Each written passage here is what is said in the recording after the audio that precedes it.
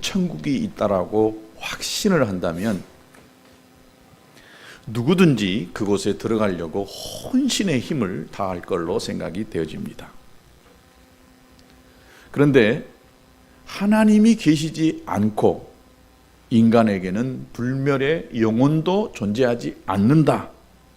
그래서 모든 것이 죽으면 끝이다라고 하는 무신론자들, 또 이런 자들과 더불어서 영혼 불멸도 신도 천국도 지옥도 인간의 힘으로는 알 수가 없다라고 하는 이 불가지론자들도, 또 영생도 사후세계도 믿지만 우리가 종교가 그곳에 도달하는 길이라고 믿는 이 종교인들, 이 모든 이들 바로 이 사후에 이 영생과 천국이 있다라고 하는 사실을 믿지 않기 때문이라고 생각되어집니다. 그렇다면 성경은 이에 대해서 어떻게 말하고 있는가? 성경이 말하는 그 인간은 하나님의 형상의 모양대로 이렇게 지음받았다라고 이렇게 이야기하고, 이 불멸의 영혼이 육체의 이 불멸의 영혼이 육체의 옷을 입고 존재한다라고 이렇게 성경이 말씀하고 있습니다. 그러나 인간이 하나님의 뜻을 거역하고 스스로 하나님이 되겠다라고, 신이 되겠다라고 반역하였을 때 하나님 앞에 쫓겨나서 영이 죽은 존재가 되어졌습니다.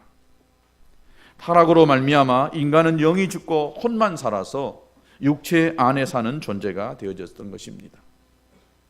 이런 인간은 오늘날 육체의 감각과 또 이성의 노예의 생활을 하게 될 수밖에 없습니다. 감각도 이성도 죄로 말미암아 부패하여 되어져서 방향을 잃어버리게 되어졌던 존재가 바로 오늘 인간들의 모습인 것입니다. 하나님은 우리 인간을 창조하실 때에 하나님과 교제하도록, 하나님과 교통이 이루어지도록 창조하였습니다.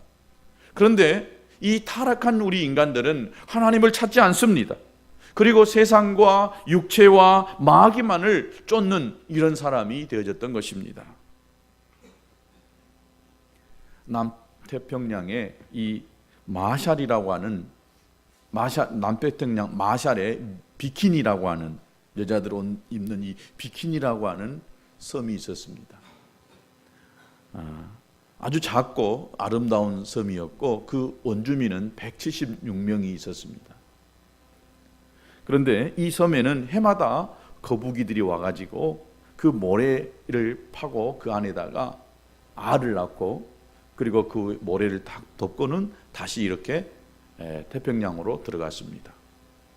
그러면 나중에 이 모래의 열기가 달구어져서 이 시간이 지나면 이 알이 부화돼서 이 거북이가 남아서 바다로 이렇게 막 뛰어가서 바다로 퐁당 빠지는 이런 섬이었습니다. 너무 아름답고 아주 좋은 섬이었습니다. 그런데 1946년도에 미국에서 이 원주민들을 강제로 이주시키고 거기서 원자탄 실험을 했습니다. 그리고 나서 이 거북이들이 알을 낳고 또 알이 부화되고 나서 이 알이 자동적으로, 거북이들이 감각적으로 바다를 향해서 가야 되는데 바다로 가지 않고 막 산으로 올라가는 거예요. 감각을 잃어버리고. 산으로 가니까 결국은 산꼭대기에서 말라 죽는 수많은 거북이 알들이 말라 죽는 일이 생겼습니다. 그 원인을 조사해 보니까 바로 이 미국이 원자탄 실험을 한 결과로 인해서 그 땅이 오염돼 가지고 이 거북이들이 방향 감각을 잃어버렸어요. 그래서 모두가 다 이렇게 죽게 되어지는 원인이 거기에 있었다는 것을 발견했던 것입니다. 타락하고 죄에 오염된 인간들도 그 마음과 육체가 세상과 탐욕과 마귀를 쫓아가게 됐던 것입니다. 하나님을 향해서 가야만 우리가 살 수 있는 것인데 하나님을 찾지 아니하고 세상을 따라가고 정욕을 따라가고 마귀를 따라가고 육체를 따라 살다가 결국은 고통스럽게 영원한 멸망으로 떨어져 버리고 말았던 것입니다. 바로 여기서 건져내는 것, 이것이 구원입니다. 바로 이 구원은 인간에게서 나오지 않는다는 것을 먼저 알아야 됩니다. 강이나 바다에 가면 이렇게 물놀이를 하잖아요. 그런데 물놀이를 하다 보면 익사하는 사고가 일어나게 됩니다. 물에 빠져 익사하는 경우에 보면은 대부분 수영을 잘 못하는 사람들입니다. 수영을 못하는 사람들은 물에 빠지면은 안간 힘을 씁니다. 죽지 않으려고, 빠지지 않으려고 온 힘을 다해서 이렇게 하다 보니까 기력이 빠져가지고 그냥 물 속에 고르륵 들어가서 익사하고 맙니다. 자기 힘으로 못 빠져나오니까 익사를 한 것입니다. 인간도 죄악의 바다에 빠지는 것입니다. 죄의 바다에 빠져서 허우적거리는데 스스로 나올 수가 있다라고 한다면 구원자가 필요 없는 것입니다. 인간은 죄에 빠져서 스스로 헤엄쳐 나올 수가 없기 때문에 누군가가 구원해주는 구원자가 필요한 것입니다. 죄와 절망, 이 허무와 이 죽음의 바다에 빠져가지고 몸부림을 쳐봐도 나오지 못하는 것이 바로 인간의 모습인 것입니다. 그래서 어떤 분들은 여기서 우리가 구원을 하기 위해서 이 종교적 노력이 필요하다라고 이야기하는 분들이 있습니다. 그러나 성경은 분명히 이야기합니다. 사도행전 4장 12절에 다른 지로서는 구원을 받을 수 없나니 천하 사람 중에 구원받을 만한 다른 이름을 우리에게 주신 일이 없다라고 이렇게 이야기하고 있습니다. 다른 어떤 것으로는 우리가 구원받을 수 없다라고 성경이 이야기하고 있다는 것입니다. 이 땅에 많은 종교들이 이렇게 있습니다. 다양한 종교들이 있습니다. 그런데 이 종교들의 대부분의 특징들이 사람의 행위와 노력으로 마음의 평안을 얻을 수 있고 구원을 얻을 수 있다라고 이렇게 주장을 합니다. 죄악의 바다에서 헤엄쳐 나올 수 있다라고, 우리 인간의 노력으로 우리가 열심히 돌을 닦고 수행을 하다 보면 우리의 마음의 평안을 얻게 되어지고 또 이 죄의 구렁텅이에서 죄의 바다에서 우리가 빠져나올 수 있다라고 이야기합니다. 그래서 히브리인들, 이스라엘 사람들이 믿고 있는 그 유대교에 보면 이 율법을 행함으로, 즉 율법을 지킴으로 구원을 얻는다라고 이야기합니다. 그래서 이들은요, 하나님의 말씀, 이 율법을 얼마나 철저하게 생명과 같이 지키고 있는지 모릅니다. 또 불교인들은 어떻습니까? 참선을 합니다. 또 선행, 고행을 통해서 수행에 의해서 진리를 체득하고, 그래서 미혹과 집착을 끊고 일체의 이 속박에서 해탈한 최고의 경지에 이른다라고 이야기합니다. 그래서 불교인들은 고행을 아주 귀하게 여기고 또 참선을 이렇게 하는 것을 볼 수 있습니다. 또 이슬람교인들은 어떻습니까? 이들은 매일 하루에 5번씩 메카를 향해서 기도합니다. 중동 국가에 가보면은 전부 공항 같은 데도 보면은요, 기도하는 곳이 있어요. 중동에 제가 몇 번 갈 기회가 있어가지고 그 공항에도 보면은 한쪽에 이렇게 중동에 가는 이 톨게이트가 있는데 거기에 보면은 꼭 이 어느 시간만 되면은 거기에다가 자리를 탁 깔고 거기서 이렇게 기도하는 사람들이 있어요. 그런 사람들은 머리에 이렇게 뭐 표시가 달려 있어요. 하도 머리를 땅에다 많이 조아리다 보니까 하루에 꼭 5번씩 시간을 딱 정해 놓고 이 메카를 향해서 저들은 기도합니다. 또 1년이면은 한 달씩 저들이 금식합니다. 온전한 금식은 아니지만 하여튼 한 달씩 이 금식하는 기간이 있어요. 또 자기 일생 중에 적어도 한 번은 메카, 바로 이 성지를 방문해야 구원을 얻는다라고 그렇게 가르치고 있습니다. 또 힌두교인들을 어떻습니까? 극심한 고행을 통해서 구원을 얻는다라고 주장합니다. 그래서 이 사람들은 장기적으로 단식하고 또 결식도 하고요, 불 속에 뛰어 들어가기도 하고 또 높은 곳에 뛰어내리기도 하고 한쪽 다리로 서 있는 것. 여러분, 요가도 다 이 인도 힌두교에서 나왔습니다. 요가를 이 힌두교인들 보면은 우리가 볼 때에 야, 대단할 정도로요, 몸이 1m에서 푹 떠가지고 그대로 이렇게 한 몇 분 정도 이렇게 서 있는 이 신기한 것들도 하는 것을 봅니다. 또 몸에 재를 뒤집어 쓰고 모든 가시덤불이나 이 오물 위에서 누워서 생활하는 이런 사람들이 바로 이 힌두교인들의 이 경지에 이르렀다라고 하는 사람들의 모습입니다. 바로 이 모든 것은 자신들의 어떤 행위와 노력으로 무엇인가를 이루려고 하는 것입니다. 그러나 노력으로 아무리 애쓰고 힘써도 인간은 스스로 이 죄악의 바다에서 헤엄쳐 나오지 못하고 구원받을 수가 없는 것입니다. 또 어떤 사람들은 이 철학적 탐구로 구원받을 수 있다고 생각합니다. 철학적으로 깊은 사고를 통해서 이 기간의 죄와 또 절망, 죽음과 멸망에서 건져 나올 수 있다고 생각하고 있습니다. 그러나 성경은 뭐라고 이야기합니까? 골로새서 2장 8절에 보면 누가 철학과 헛됨 속임수로 너희를 사로잡을까 주의하라. 이것은 사람의 전통과 세상의 초등학문을 따름이요 그리스도를 따름이 아니니라. 우리나라에 유명한 대승이 있었습니다. 제가 이름은 말하지 않겠습니다. 이 사람은 30년 동안 벽만 보고 이렇게 벽만 바라보는 이 면벽을 하면서 돌을 닦은 사람입니다.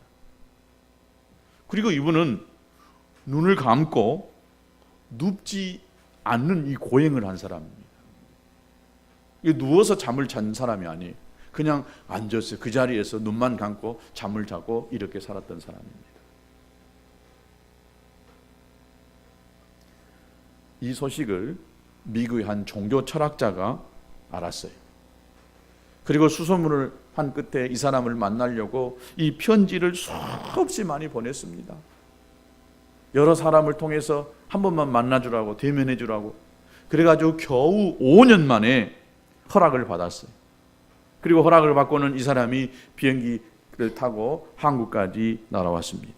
그래서 이 대승을 만나면 도대체 인생이란 것이 무엇인가? 라고 한번 물어봐야 되겠다라고 이렇게 결심을 하고 찾아왔습니다. 그리고 이 대승이 살고 있는 집 그 곳까지 찾아갔습니다. 통역을 데리고 험한 산을 찾아가서 이 대승을 만납니다. 그런데 만나러 갔는데 이 대승이 미국에서 비행기를 타고 통역까지 동원해 온 사람을 이 얼굴도 안 보고 뒤를 돌아보지도 않고 이렇게 이야기합니다. 당신도 죽었고 나도 죽었어. 딱 이 한마디 하고 가라는 것입니다. 그 미국 종교 철학자가 멍 때려버렸습니다. 그리고는 곰곰이 생각해보고 저 대승이 깨달은 진리는 인생은 죽는다라고 하는 것이구나 하는 것을 알고 갔다는 것입니다. 여러분, 이것은 30년 눕지 않고 면벽을 해도 알 수 있는 진리입니다. 여러분, 제가 예언을 할게요. 여러분 모두 다 적어도 50년 뒤에는 여기서 얼굴을 못 볼 사람이 태반입니다. 100년 뒤면 아마 이 중에 한 사람도 없을 걸로 확실합니다. 인생 죽는다는 거 뭐 그리 대단하다고 30년 동안 눕지도 않고 그 고행을 하면서 면벽을 통해서 깨달았고 또 비행기를 타고 한국까지 와가지고 그 머나 먼 이 산에까지 올라가서 이 대승을 만나서 뭐 깨달을 수 있는, 들을 수 있는 말이겠습니까? 철학적으로 아무리 수련하고 도를 닦아도 우리가 죽음 저편은 알 수가 없는 것입니다. 인생이 아무리 이 드립하고 헤집어 보고 고민해 봐도 나오는 결론은 뭐냐? 죄책과 절망이고 또 허무와 죽음과 또 무의 존재라고 하는 것입니다. 이 다른 종교나 철학을 가지고는 도저히 대답할 수 없는 한계점이 바로 이 구원에 대한 진리인 것입니다. 독일의 무신론 유명한 철학자 니체는 죽기 몇 년 동안 극심한 이 답답함과 슬픔을 느끼며 고뇌했습니다. 나는 장차 어디로 갈 것인가? 나는 머물 수 있는 곳을 찾고자 갈망했지만은 시종 내가 찾을 수 없구나. 그리고 결국 그런 이런 고민을 하다가 나중에는 헷가닥해 버렸어요. 그리고 미쳐서 생을 마감합니다. 이 철학의 탐구로는 죄와 허무, 죽음으로부터 구원을 찾을 수가 없는 것입니다. 구원은 철학적 탐구로, 수행으로, 고행으로 얻을 수 있는 것을 아니라는 것을 여러분 분명히 알 수 있게 되기를 축복합니다. 또 어떤 이들은 이 고행을 통해서 죄 사함을 받고 구원을 얻을 수 있지 않겠는가라고 생각하면서 고행을 합니다. 그런데 성경은 이렇게 이야기합니다. 잠언 16장 2절에 사람의 행위가 자기 보기에는 모두 깨끗하여도 여호와는 심령을 감찰하시느니라. 자기가 볼 때는 너무 깨끗하게 사는 것 같지만은 하나님은 그 심령을 감찰한다는 거예요. 여러분, 하나님이 내 마음에 있는 구석구석을 다 살펴본다고 생각해 보세요. 누가 감히 하나님 앞에 얼굴을 똑바로 들고 설 수가 있겠습니까? 여러분, 이번 한 주간 동안 정말 하나님 앞에 섰을 때에 내가 깨끗하고 완벽하다라고 할 정도로 그런 의로운 모습으로 살으셨습니까? 그렇지 못했잖아요. 그러나 오늘 이 예배를 통해서 우리가 당당하게 하나님 앞에 나와서 하나님을 대면한다고 우리가 이 자리에 앉아 있잖아요. 이사야서 64장 6절에도 무릇 우리는 다 부정한 자 같아서 우리의 의는 다 더러운 옷 같으며 우리는 다 잎사귀같이 시들므로 우리 죄악이 바람같이 우리를 몰아가나이다. 저와 여러분은 다 부정한 자인 것입니다. 지지난주에 말씀하셨던 것처럼 우리는요 바로 의로운 죄인, 바로 더러운 죄인의 모습을 가지고 있는 것입니다. 하나님 보시기에 인간의 의는 바로 더러운 옷 같고 쇠퇴한 이 나무 잎사귀 같다는 것입니다. 뭘 하나 자랑할 것이 뭐가 있겠어요?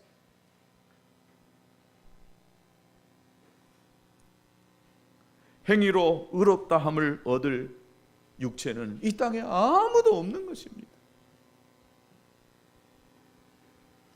여러분, 우리가 잘 알고 있는 이 종교개혁자 마르틴 루터, 이분은 캐톨릭 신부였잖아요. 이 고행을 얻기 위해서 구원을 얻기 위해서 많은 고행을 한 사람이었습니다. 이 사람이 차디찬 골방에서 기도하기를 수없이 많이 한 사람이에요. 또 추위와 고통을 견디면서 기도하면 하나님이 좀 만족하고 흐뭇해할까 봐 추위 속에서 굶주려가면서 이렇게 기도하면서 많은 시간을 보냈던 사람입니다. 그런데 아무리 고행을 하고 금식을 하여도 이 마음에 죄사함의 확신이 찾아오지 않는 것입니다. 평안을 얻을 수가 없었던 것입니다. 그러다가 1510년에 성지순례를 하게 됩니다. 그 중에 이 무릎에서 피가 나도록 이 빌라도의 계단을 기어 올라가고 있을 때였습니다. 예수님이 빌라도에게 심판을 받을 때에 올라갔던 그 계단이었습니다. 근데 그 계단에다가 유리를 깨어서 흩어 놓았습니다. 사람들은 이 무릎과 팔꿈치로 그 계단을 막 기어 올라갑니다. 무릎과 팔꿈치에서 어떻게 되겠어요? 유리 조각에 의해서 막 피가 터져 나오지 않겠습니까? 그러면서 예수님이 가셨던 그 십자가의 고난을 조금이라도 이 몸에 채우면서 하나님을 이렇게 만족하게 해드리는, 하나님을 기쁘게 해드리는 그런 삶을 통해서 자기가 뭔가 이렇게 구원을 얻으려고 노력했던 사람입니다. 그런데 이 마르틴 루터가 그런 고행을 통해서 제사함을 받기 위해서 이 계단을 올라가다가 하나님의 음성을 듣습니다. 그 음성이 바로 로마서 1장 17절이었습니다. 복음에는 하나님의 의가 나타나서 믿음으로 믿음에 이르게 하나니 기록된 바 오직 의인은 믿음으로 말미암아 살리라 함과 같으니라. 오직 의인은 믿음으로 말미암아 살리라. 이것이 뇌마의 음성으로 그냥 이 마르틴 루터 가슴속에 확 다가오기 시작했습니다. 그 순간 그가 깨달았던 것이, 이런 고행으로 내가 나의 죄사함을 받는 것이 아니구나. 오직 예수를 믿음으로 용서와 의를 얻는구나. 이것을 깨닫고는 그 자리에서 탁 털어버리고 일어났습니다. 할렐루야. 내가 예수를 믿음으로 구원을 얻는 것이구나. 이 놀라운 진리를 깨달았고 그 자리에 일어나서 걸어서 내려가서 이 종교 개혁의 불씨를 일으켰던 것입니다. 여러분, 수많은 종교가 이 고행을 통해서 욕망을 억제하고 구원을 얻으려고 하는 이 시도들을 합니다. 그러나 어떤 종교도 고행으로 구원을 이루지는 못하는 것입니다. 이 고행은 용서받는 길이 되지 못하기 때문에 그런 것입니다. 아무리 우리 몸에 못을 받고 창을 옆구리에 찌른다 할지라도 이것이 나에게 죄사함, 바로 구원을 이루지는 못하는 것입니다. 구원은 하나님의 선물인 것입니다. 하나님 말씀에 성경이 그렇게 말하고 있습니다. 선물을 받는 데는 자격이 필요하지 않는 것입니다. 공부를 많이 해야 이 받는 선물도 아니고, 무식하다고 받지 못하는 선물도 아닙니다. 잘났다고 선물을 받는 것도 아니고, 못났다고 그 구원의 선물을 안 받는 것도 아닌 것입니다. 선물은 바로 우리의 자격과는 전혀 상관이 없는 것입니다. 주는 분의 호의에 의해서 우리가 받는 것이기 때문에 믿음으로, 감사함으로 받아들이는 것이 받는 자의 마땅한 태도인 것입니다. 여러분, 이 지구와 이 땅의 모든 생명 자체가 하나님의 선물입니다. 우리는 다만 그 만들어진 것을 또 누릴 수 있기 때문에 이것은 하나님의 은혜인 것입니다. 요즘에 이 하나님의 창조의 이 질서에 도전하는 많은 과학자들이 생겨나고 있습니다. 그래서 이 게놈 지도, 또 복제양, 복제개, 뭔가 이 생명을 만들어 보겠다라고 몸부림치는 과학자들이 많이 있습니다. 그러나 복제양도 복제개도요, 무에서 유를 창조하는 것이 아니라 있는 그 생명을 가지고 그야말로 복제해내는 것입니다. 생명은 하나님의 손에 의해서 창조되어졌던 것입니다. 인간은 제 아무리 발버둥 킨다 할지라도 그저 하나님이 만들어 놓으신 이 생명을 이용해서 또 다른 것을 만들어낼 뿐이지, 무에서 유를 창조하는 것은 오직 하나님 홀로 한 분만 가능한 것입니다. 구원은 예수님을 통해서 우리에게 주신 선물인 줄로 믿습니다. 예수를 믿음으로 말미암아 그리스도 안에서 하나님이 이전 것은 청산하고 우리를 새롭게 만들어 주신 것입니다. 구원은 하나님이 우리에게 주시는 바로 최대의 선물인 것입니다. 예수님은 부활이요 생명이시라고 이야기했습니다. 그리스도 안에 들어가면 그를 통해서 죄와 세상, 질병, 저주, 사망과 음부를 이기고 부활의 승리의 삶을 살 수가 있는 것입니다. 예수만이 우리에게 주시는 가장 위대한 선물인 것입니다. 우리 힘으로 죄를 이기고 세상 마귀, 병을 이기는 것이 아닙니다. 우리 힘으로 저주를 청산하고 사망과 음부를 철폐하는 것이 아닙니다. 우리는 아무것도 할 수도 한 것이 없는 것입니다. 예수님이 우리를 대신해서 고난을 겪으시고 이를 극복하시고 승리하시고 부활하셔서 우리에게 생명의 은혜로 다가오시는 것입니다. 그래서 우리는 어떻게 구원받을 수가 있느냐? 어떻게 구원받을 수가 있습니까? 하나님의 은혜로 믿음으로 구원을 얻는 것입니다. 은혜란 무엇입니까? 값없이 대가 없이 주는 것입니다. 내가 많은 것을 해야만, 하나님 앞에 헌금을 많이 해야만, 기도를 얼마나 해야만, 신앙생활을 얼마만큼 해야만 얻는 것이 구원이 아닙니다. 이것이 구원이라고 한다면 이것은 은혜가 아닙니다. 공짜로 받는 것이 은혜입니다. 은혜는 자격이 있어서 받는 것이 아닙니다. 로마서 3장 24절에 그리스도 예수 안에 있는 속량으로 말미암아 하나님의 은혜로 값없이 의롭다 하심을 얻은 자 되었느니라.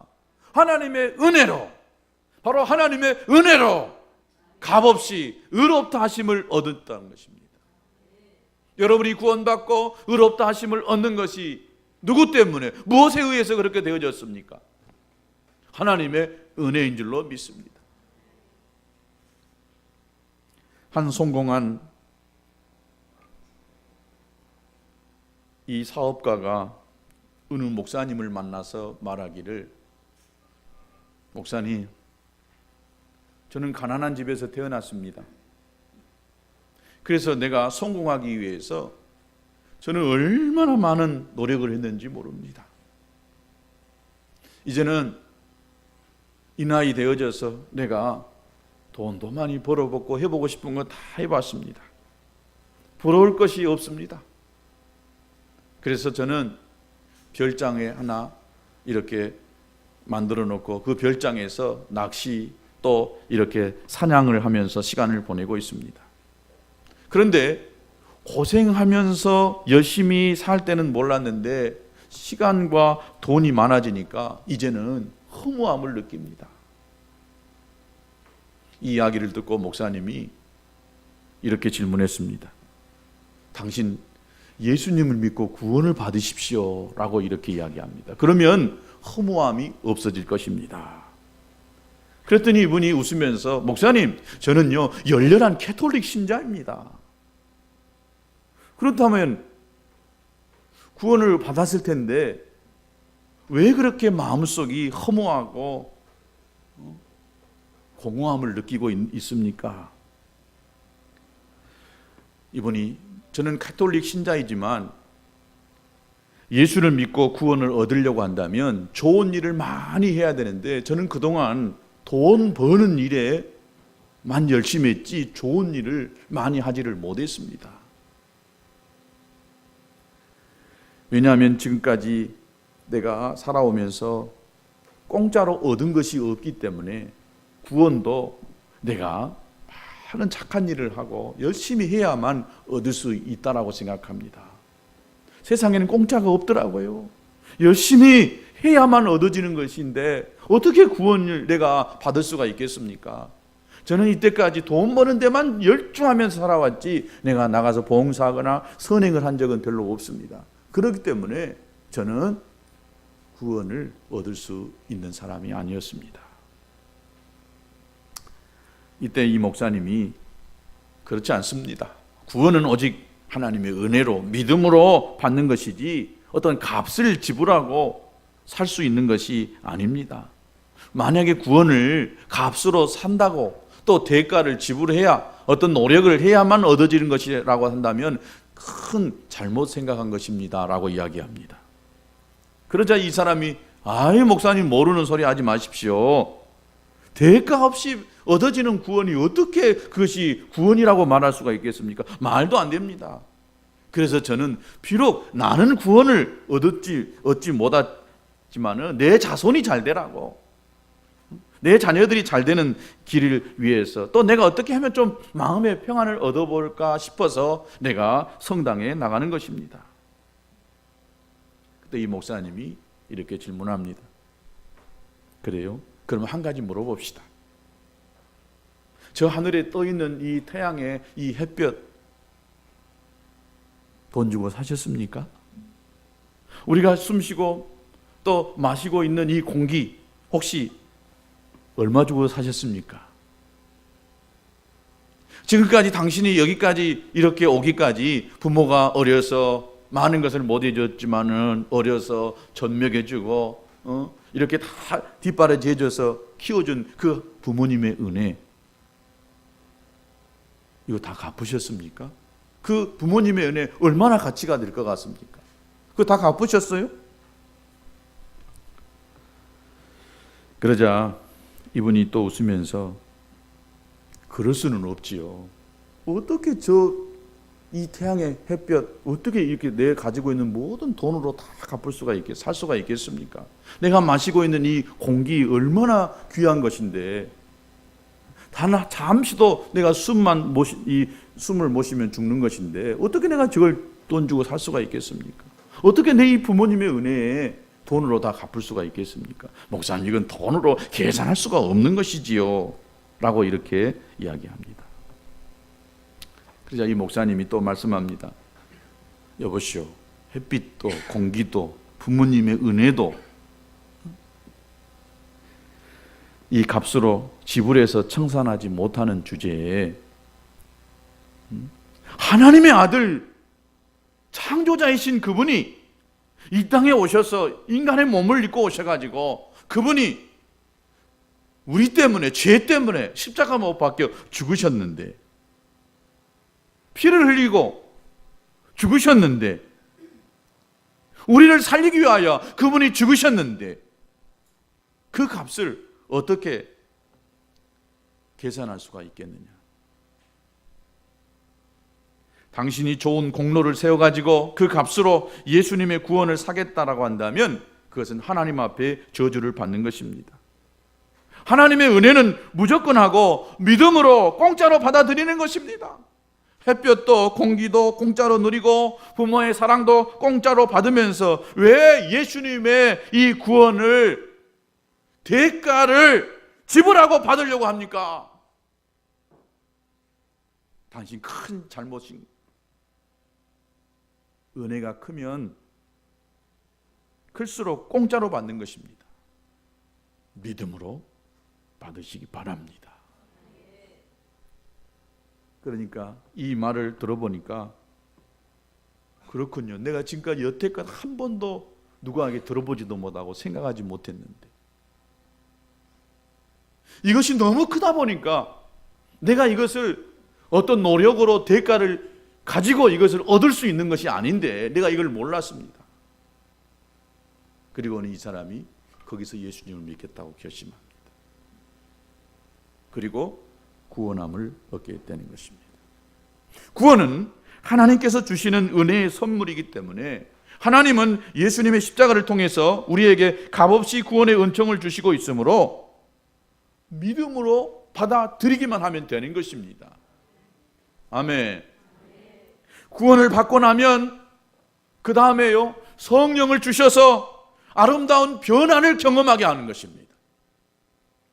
사람들은요, 죄가 많기 때문에 구원 못 받는다라고 이야기합니다. 나는 죄가 있기 때문에 나는 교회 못 나간다고 이야기합니다. 죄 좀 청산하고 죄 좀 안 짓고 술도 끊고 담배도 끊고 내가 하는 것 좀 끊고 내가 그리고 교회를 나가랍니다. 나는 제사하니까 나는 교회 못 나갑니다. 이것도 끊고 저것도 끊고 그리고 어느 정도 좀 씻고 나서 내가 교회에 나가겠습니다 라고 이렇게 이야기합니다. 나는 죄를 청산하고 목욕탕에 가서 깨끗하게 내 이 몸을 씻듯이 씻고 나서 교회에 가겠다라고 이야기합니다. 여러분, 목욕탕에 들어가기 전에 깨끗이 씻고 들어가는 사람 있습니까? 없잖아요. 더럽기 때문에 목욕탕에 들어가서 때를 벗기고 씻어내잖아요. 여러분, 우리가 더럽고 추악한 자이기 때문에 교회에 나와서 용서받고 제사함 받는 것입니다. 깨끗하면 교회 올 필요 없어요. 여러분 의롭습니까? 완벽합니까? 여러분 교회 안 오셔도 됩니다. 교회에 와야 죄를 씻음 받기 때문에, 예수님께 와야 죄 씻음 받기 때문에 교회에 나오는 것입니다. 예수를 믿는 것입니다. 교회에 와서 예수를 구주로 모시고 예수님의 보혈로 씻음을 받고 성령의 은혜를 받으면 그 다음부터 조금씩 이 변화가 일어나기 시작합니다. 사람들은 변해야 또 변화를 받아야 구원을 받는 줄로 착각하고 있습니다. 내가 이렇게 살아야 구원을 얻는다라고 생각합니다. 아닙니다. 구원은 내 노력이나 어떤 대가를 통해서, 헌신을 통해서 주어지는 것이 아니라 하나님의 일방적인 은혜인 것입니다. 그것을 우리가 믿음으로 받아들이기만 하면 구원함이 내게 일어나는 것입니다. 어떤 분들은 아무런 감동이 없다고, 느껴지지 않는다라고 생각하면서 이것이 어떻게 내가 구원을 받았다라고 말할 수가 있겠느냐라고 이렇게 이야기하는 분이 있습니다. 이것은 감정이 뒤따르면 좋겠지만, 어떤 경험이 뒤따르면 좋겠지만은 사실입니다. 팩트입니다. 어떤 경험이나 현상이 따르지 아니하 할지라도 이것은 하나님이 불변하신 이 진리가 성경에 기록되어져 있기 때문에 이것을 받아들이고 믿으면 구원이 얻어지는 것입니다. 그 다음에 이 경험은 차근차근 올 수 있는 것이고 또 안 올 수도 있는 것입니다. 또 어떤 사람에게는 이 구원을 받는 이것이 자기 인생을 한 번에 그냥 전혀 다른 방향으로, 전혀 다른 삶으로 이렇게 바뀌는 어떤 하나의 사건, 계기가 될 수 있습니다. 그러나 어떤 사람에게는 어려서부터 이렇게 교회 안에서 또 믿는 분들, 이 부모들 밑에서 살다 보니까 이 구원인가 10원인가 잘 모를 때가 있어요. 옛날에 오래전에 어떤 이 목사님이 동네 다니면서 예수 믿고 구원 받으세요. 우리도 전도할 때 그러잖아요. 전도 좀 예수님 믿고 구원 받으세요. 그때는 쌀 한 가머니에 10원 할 때 이 할머니, 야 그래 교회 가면 구원 받는다 하더라. 나도 교회 가서 돈 좀 받아야 되겠다 하고 이 할머니가 교회로 왔어요. 근데 안 주는 거예요. 구원을 안 주는 거예요. 그 다음 주에 혹시나 목사님이 또 잃어버렸을까 하고 다음 주에 또 갔어요. 그런데 여전히 또 구원을 안 주는 것입니다. 아니 몇 주를 지나갔는데도 구원을 안 주는 거예요. 그래서 나중에는 끝나고 나오면서 할머니, 목사님은 목사님 언제 구원 주세요? 나 구원 받으려고 왔는데 언제 구원 주세요? 그랬다는 옛날 이야기가 있습니다.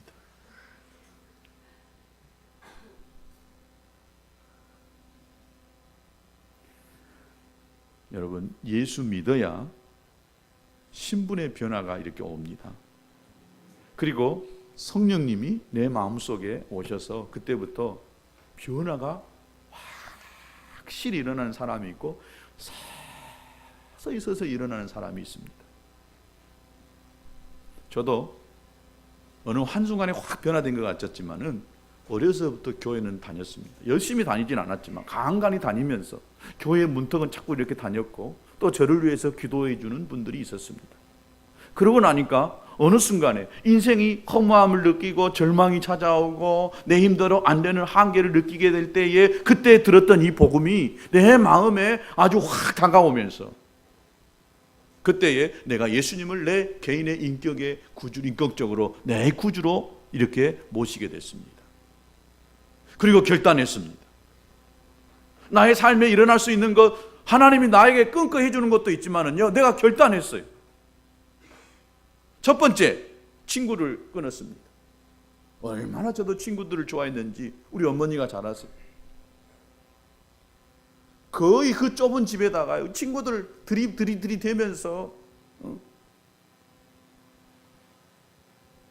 얼마나 많이 먹이고요, 돌아다니고 친구들하고 그렇게 좋게 지냈는지 모릅니다.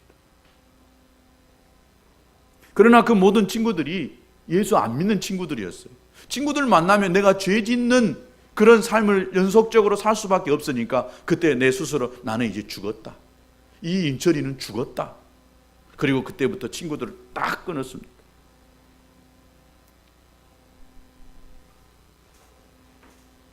서울에서 친하게 지냈던 이 친구가 어느 날 서울에서 사라져버렸고 목포에 가서 막 전도하러 다니고 외치고 다니고 설교하고 다닌다는 말을 듣고는 그 한국은행 다니는 그 친구가 목포에 찾아왔어요. 우리 교회를 왔더라고요.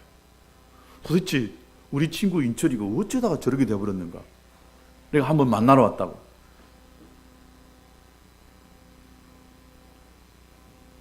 고통이 따르고 대가 지불이 필요했습니다. 그러나 이제는 내가 더 이상 죄 속에 묻혀서 살아가는 사람이 안 돼야 되겠다라고 하는 이 결단이 오니까요, 친구들을 다 끊기 시작했습니다. 술도 담배도 다 끊었습니다. 저도 안 해본 것 같죠? 할 거 다 해봤어요. 자랑은 아니지만. 그리고 나니까 내 삶에 급격한 변화가 오기 시작합니다. 아주 작은 것이지만 내가 끊으려고 하고 또 단절하려고 하고 하나님께 내어 맡기니까 내 삶에요 어마어마한 변화가 막 일어나기 시작하는 것입니다. 이런 변화가 여러분 모두에게 있으면 대단히 좋겠습니다. 그러나 다 저 같지는 않습니다. 예수 믿는다고 믿었는데 오늘 또 보니까 여전히 안 믿는 사람과 크게 다를 바가 없는 거예요. 여전히 내 안에 죄는 있고 여전히 과거의 내 습성은 그대로 가지고 있습니다. 그렇다고 해서 여러분이 얻은 구원은 10원보다 못하는 것이 아닙니다. 여러분이 얻은 구원은요, 수억만금보다도 더 가치 있는 것입니다. 여러분이 예수님을 여러분의 개인의 인격의 구주로 영접했다라고 한다면 여러분은 구원받은 하나님의 백성인 것입니다.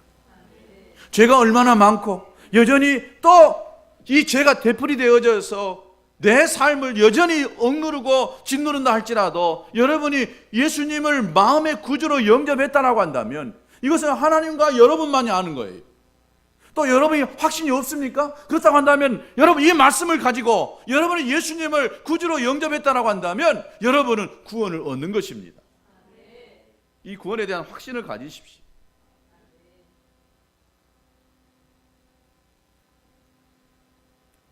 예수님이 십자가에서 세상을 떠나실 때 남기신 말이 있습니다. 어떤 말입니까? 테텔레스타이, 다 이루었다라고 하는 그 말을 하시고 운명하셨습니다. 왜 이 말을 하셨을까요? 이미 단번에 끝났기 때문에 영원히 반복할 필요가 없다는 것입니다. 예수님이 십자가에 못 박혀 죽으심으로 인하여서 성소와 지성소 안에 가로막고 있었던 이 커튼이 휘장이요 쫙 갈라져 버렸습니다. 더 이상 대제사장만 1년에 한 번씩 들어갈 수 있는 이 지성소 안에 의미가 사라져 버렸다는 것입니다. 대제사장이신 예수님이 십자가에서 피 흘려 죽으심으로 단번에 영원한 속죄를 그날 이루셨던 것입니다. 그래서 누구든지 예수님을 마음의 구주로 믿는다라고 한다면 여러분이 과거에 지었던 죄, 현재의 죄, 어쩌면 미래에 지을 죄까지도 예수님이 다 용서를 이루셔 놓았던 것입니다. 여기에 뭐가 필요하겠습니까? 얼마나 노력이 필요합니까? 얼마나 수련이 필요합니까? 얼마나 선한 행위가 필요합니까? 아무것도 필요 없습니다. 오직 믿는 것입니다. 안 믿어지십니까? 여러분을 예수님이 마음으로요 열어놓고 예수님을 끌어당겨 보세요. 예수님, 내가 이제는 내가 죄인인 것을 믿고 예수님이 나를 위해서 십자가 못 박혀 죽으셨다는 것을 내가 이제 믿습니다. 내 안에 오시옵소서. 아무런 감정의 변화나 여러분의 경험이 없다 할지라도 주님이 여러분의 안에 찾아오시는 것입니다. 그리고 어느 순간에 여러분에게 꿈으로 또 여러분의 기도 속에 여러분의 삶 속에 하나님은 전능하시다, 나는 신이다 라고 하는 것들을 경험하게 할 날이 있는 것입니다. 그리고 기도하다 보면 방언도 하고요, 다른 여러 가지 내적 평안도 찾아오기도 하고 또 치유도 경험하기도 하고, 이것은 둘째 문제인 것입니다. 이런 거 전혀 없다고 구원 안 받은 것이 아닙니다. 우리가 할 것은 믿고 하나님의 선물을 감사히 받아들이면 되는 것입니다. 저는 너무 기본적이고 기초적인 이 메시지를 계속해서 되풀이하고 있습니다. 왜? 이건 너무나 중요한 것이기 때문에. 우리 신앙생활 속에서 이것이 존재하지 않고서는 어떤 것도 할 수 없기 때문에 저는 이것을 계속해서 여러분들에게 전하면서 여러분의 마음속에 이 예수 그리스도에 대한 이 확실한 믿음이 심겨지고 거듭남, 이 구원에 대한 기본적인 것들이 여러분의 마음속에 확실하게 심겨지기를 원하는 마음에서 이 메시지를 전합니다. 여러분 모두가 다 한 사람도 구원의 이 불분명한 이 가운데에 신앙생활 하지 않고 확신 속에서 하나님의 자녀답게 세상을 이겨내는 우리 모두가 될 수 있게 되기를 축복합니다.